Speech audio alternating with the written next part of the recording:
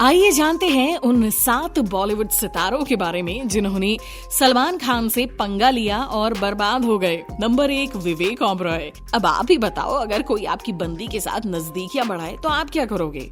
उनको कॉल पर कॉल करके कुछ गालियां दोगे और अंत में मारने की धमकी?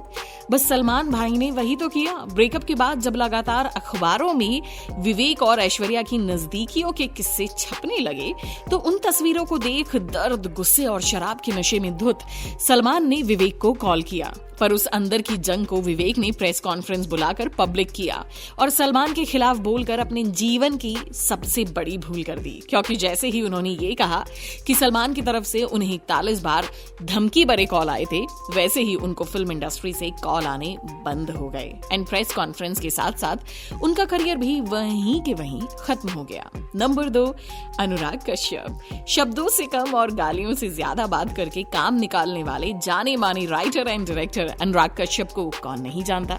ये वही इंसान हैं जिन्होंने gangs of Wasseypur, black Friday जैसी कई सारी hit movies and Nayak the real hero, Lootera जैसी ब्लॉकबस्टर फिल्में इंडस्ट्री को दी हैं और एक अलग ही छाप छोड़ी है।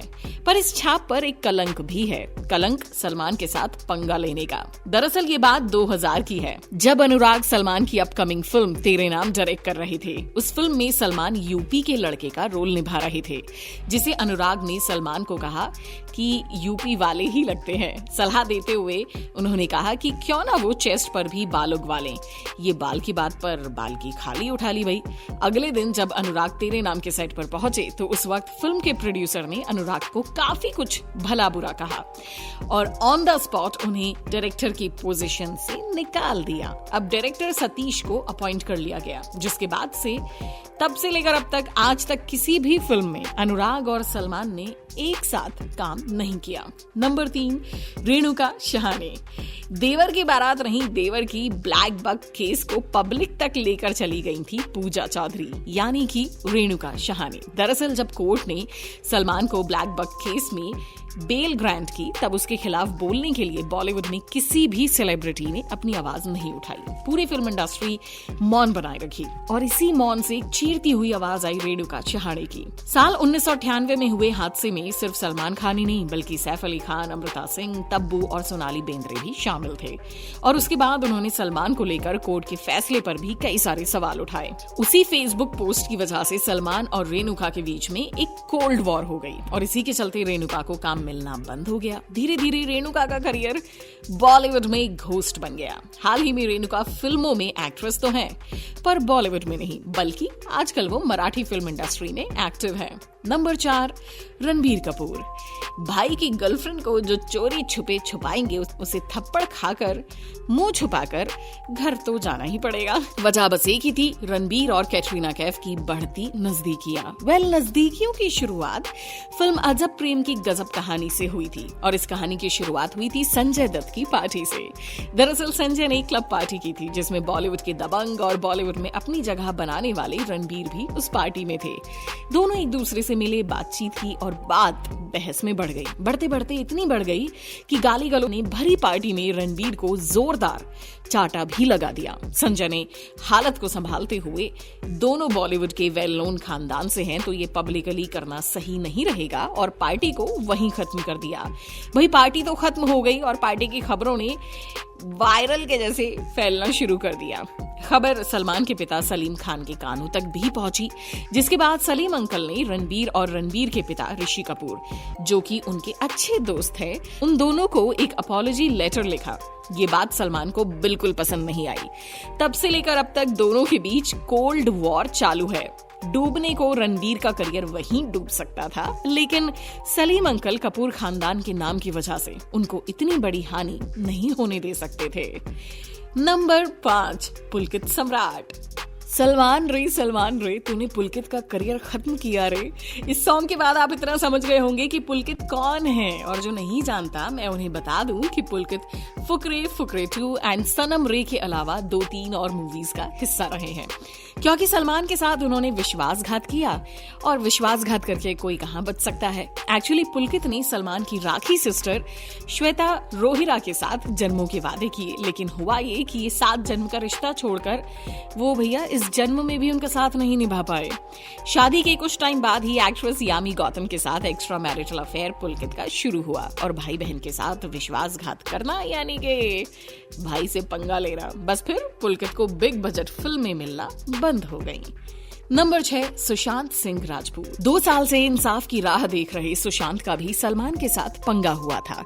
दरअसल सुशांत की कुछ तू मैं आदित्य पंचोली के बेटे सूरज पंचोली के साथ हो गई।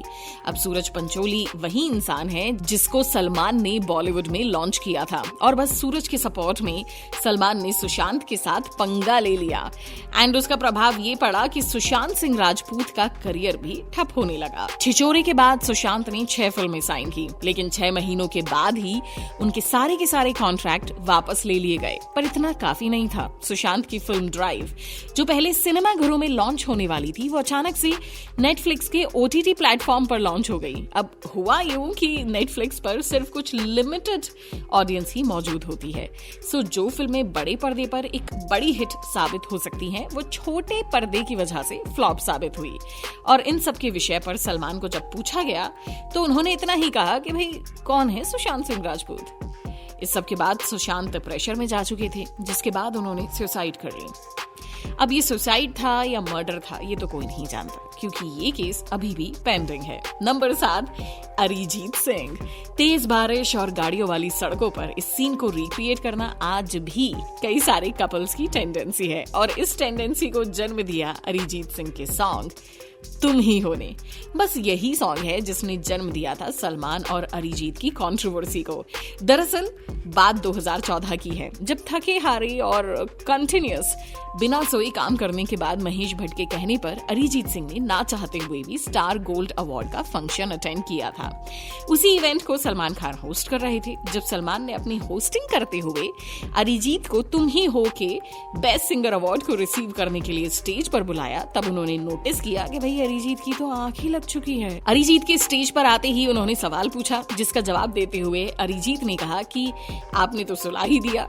अरिजीत का मजाक बनाते हुए ऑन स्टेज उन्होंने गाना शुरू कर दिया। पूरी दुनिया और पूरी फिल्म इंडस्ट्री के सामने जलील होने के बावजूद अरिजीत ने बस थैंक यू बोला और उतर गए। बेस्ट सिंगर के बाद बेस्ट लिरिक्स राइटर का अवार्ड मिला मिथुन को।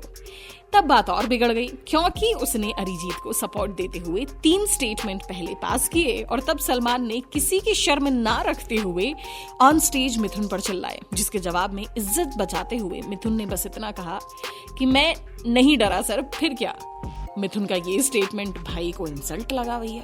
उन्होंने एक एक कर अपने सारे अपकमिंग फिल्म्स में अरिजीत के सॉन्ग्स निकालने शुरू कर दिए और उनके करियर पर फुल स्टॉप लगाने की शुरुआत कर दी। जब इस विषय पर अरिजीत को पता चला, तब उन्होंने सलमान से काफी दफा माफी मांगने की कोशिश की, पर सलमान ने एक ना सुनी। जब कोई और रास्ता ना दिखा, तब अरिजीत ने एक लास्ट अपॉलॉजी मैसेज लिखा और FB पर पोस्ट कर दिया। उस इमोशनल मैसेज के बाद सलमान का दिल नहीं पिघला और उन्होंने बस अरिजीत को अपनी फिल्म में बैन कर उसे इग्नोर कर दिया। पर अरिजीत की टैलेंटेड आवाज इग्नोरेंस की हकदार तो नहीं, इसलिए थोड़ा स्ट्रगल करना पड़ा। लेकिन आज वो जहां है वो वहां है। आप जानते हैं, अरिजीत घर घर में गूंजते हैं। बस इतना ही आपको बताना चाहते हैं कि सलमान की वजह से सबके करियर को कहीं ना कहीं ठोकर लगी है। बस फर्क इतना है कि कुछ लोग संभल गए और कुछ लोग गायब होके भुला दिए गए।